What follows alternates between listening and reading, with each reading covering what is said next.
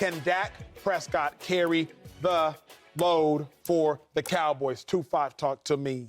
I'm going to rock with you this segment, okay? Yeah, you are. Because I know what you're going to say. I think Dak can do it. I truly do.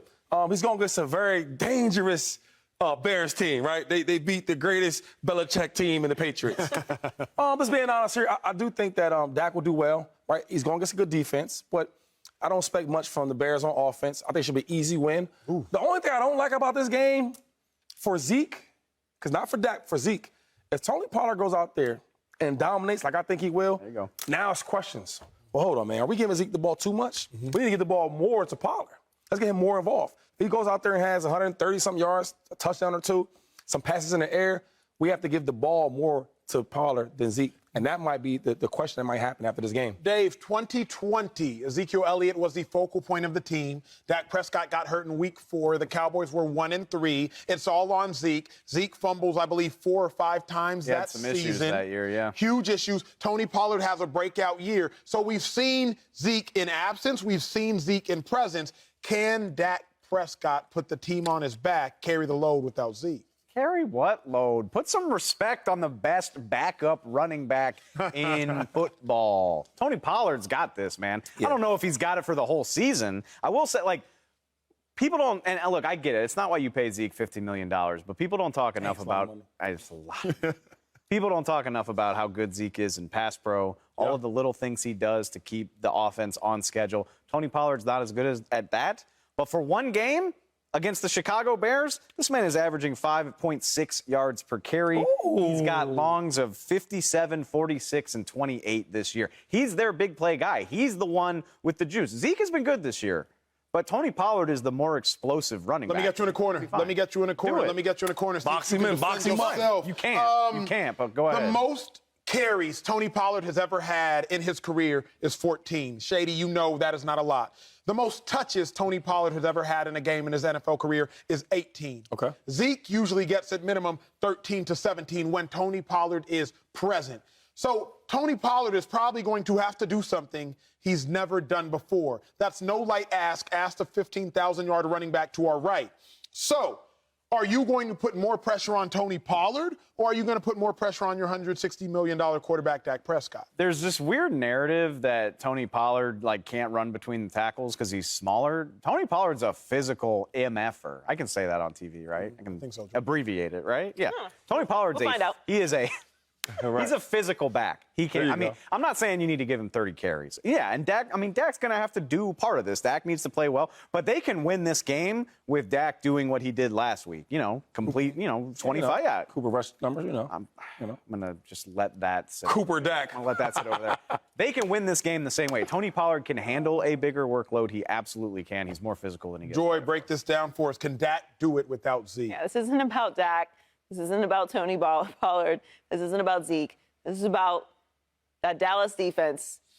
And, man, do I have some anxiety even thinking about what that Chicago offense is going to do with the Dallas Cowboys defense. Nothing else we're talking about really matters. Sure. They're last in the NFL in passing yards per game are the Chicago Bears, 28th in total yards per game. They are tied for 7th with the most giveaways. They've allowed the most sacks in the NFL this season, 27. It's going to be a long day for that Chicago offense. Do not let what happens last week fool you. This is a different side of the ball. They're not going to get anything done on offense. All Dak has to do and Tony has to do is not turn the ball over and maybe get down and maybe they don't really have to score a touchdown in this game. They really might not have to. I am anticipating multiple giveaways, and it's going to be a long afternoon for the Chicago Bears. So yes, Tony Pollard can absolutely do this. I'm assuming that they have another running back they got a guy. on the roster. Malik Davis. They can take a Shout few. out. Yes. Okay. University of Florida. Yes. Yes. So they'll be fine in the running game. Tony Pollard, as Dave said, is a great backup.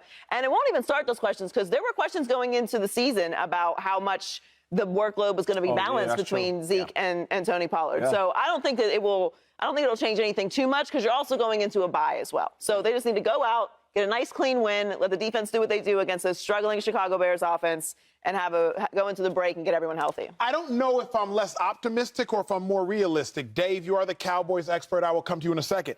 I'm not convinced Dak can. It's no indictment on Dak. I look at it as this.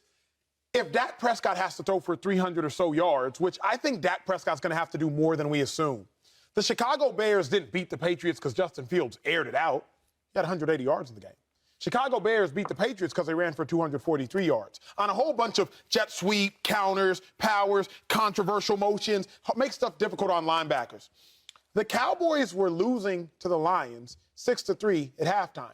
Jared Goff's final 4 possessions, turnover, turnover, turnover, end of game, I believe. Unless you are hoping for, correct me on that, Dave, if I am wrong. No, you're not wrong. Unless you are hoping, and it is very plausible, that Justin Fields will be that bad. Not that he's not capable of being that bad, but unless you are assuming Justin Fields will be that bad, I actually think, Dave, it will be a lot closer than people are giving it credit for. The Bears' defense is opportunistic. That's true. They're 7th in the league. Right. They force takeaways. Roquan Smith, Eddie Jackson are good for turnovers, and Dak is good to give you a turnover. I don't know that this will be as easy as we think. Get him, Dave. Dak is good to give you a turnover. Why? He's good to give you a turnover. He's got a wonderful interception percentage. Like, he only threw 10 last year. Because you had fumbles in 2020. That was a thing. It hasn't really been a thing the last year or so. He'll give you them if you make him pay. Like, you know that Dak's going to force a ball or two. You talk about him pressing. He does do that. The question is, can you capitalize? You talked about he presses a lot. He won't press his game.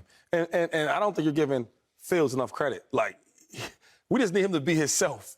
Dallas needs him to just be himself, have a regular day, some turnovers. They can't throw the ball. If we're talking about the best defense in the league, they can't throw the ball. Oh, my God. You know what? I think, look, and it's almost a bad thing that happened against the Patriots last week, because now all of us are like, wait a minute.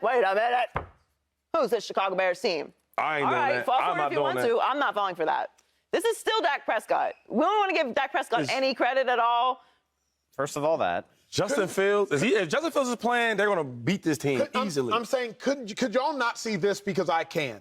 I could see a 17-16, a 19-17, a 19-14 caliber game. Do the Cowboys win?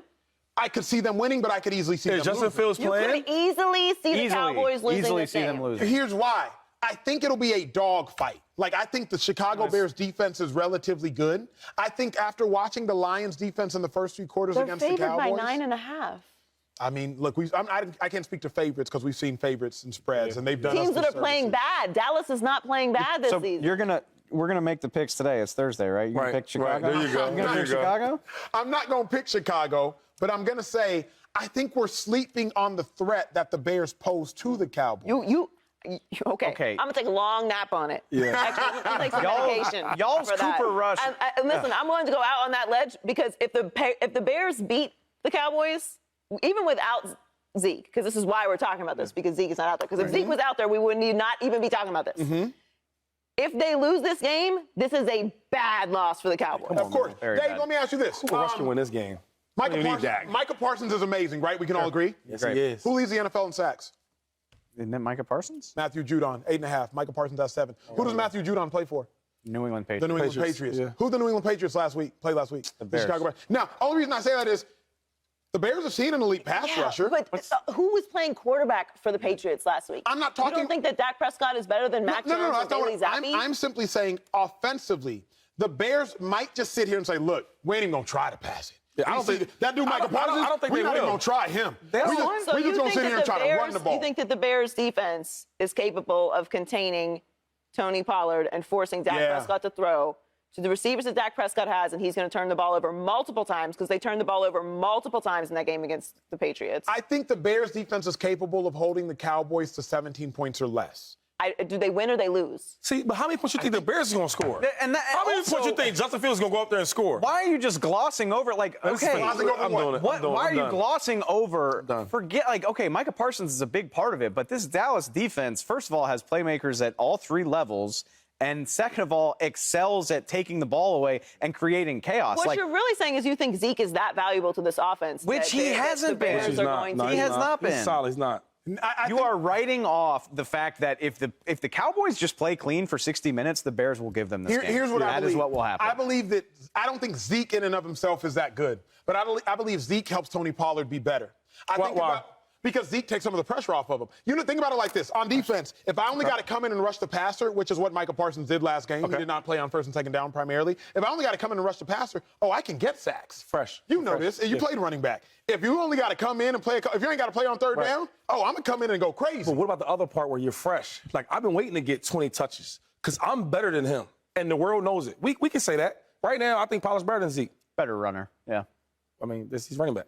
But hold on. So my thing is on that. I've been in that situation where they had a guy with a name. I had to wait my turn. I don't want to get his names. Of course. But I say in my head, like, y'all know, once I get 20 touches, it's going to be my show. Yeah. That might happen this week. It sounds like you're picking the Bears to cover. That's what it sounds like. That's what it sounds like.